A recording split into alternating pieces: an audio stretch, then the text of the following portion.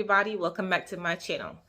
Today I'm going to show you how I mix my paints for my Dutch pours. So you'll see as far as the paint being inside of the mixing container, I'm pouring water, how I mix it, and then you'll see me create a Dutch pour using these colors.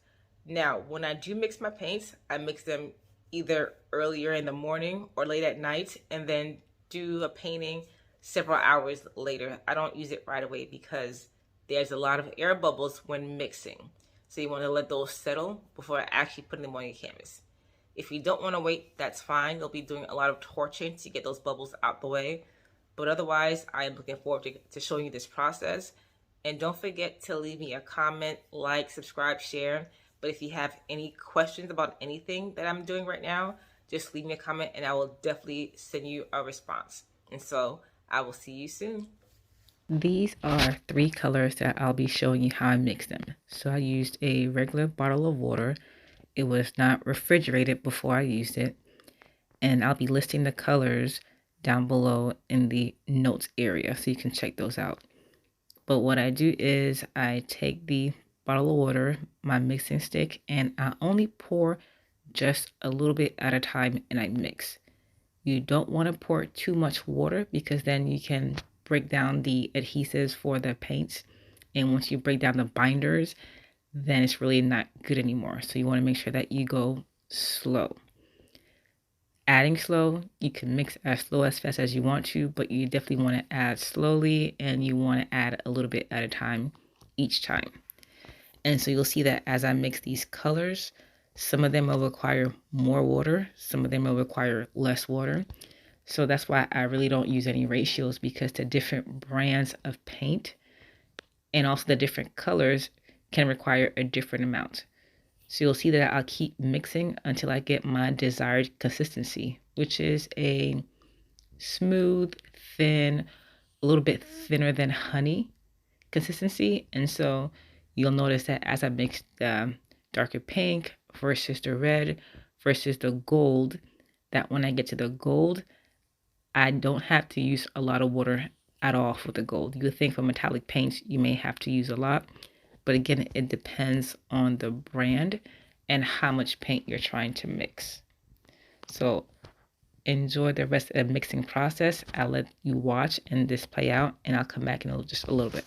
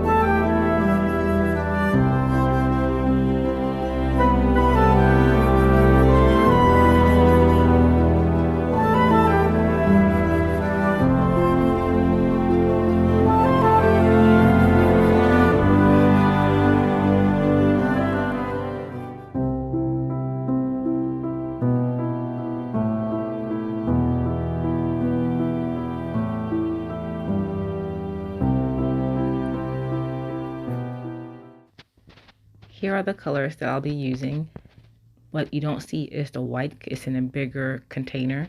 So you'll see that as I put my base down, that I'll be using the white from a large container because I like to mix a bigger batch of colors that I use often. So my white I use often, so I have that in a bigger container, and also black I use often, and I have that in a bigger container as well.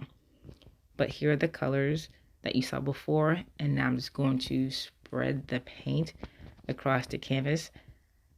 Usually I add just enough to cover, but this time you'll see that I added just a little bit, spread it out some, then I add in some more to continue to spread it out. So I'll let you watch the rest of this episode, and again, don't forget to like, comment, and subscribe. I'll see you soon.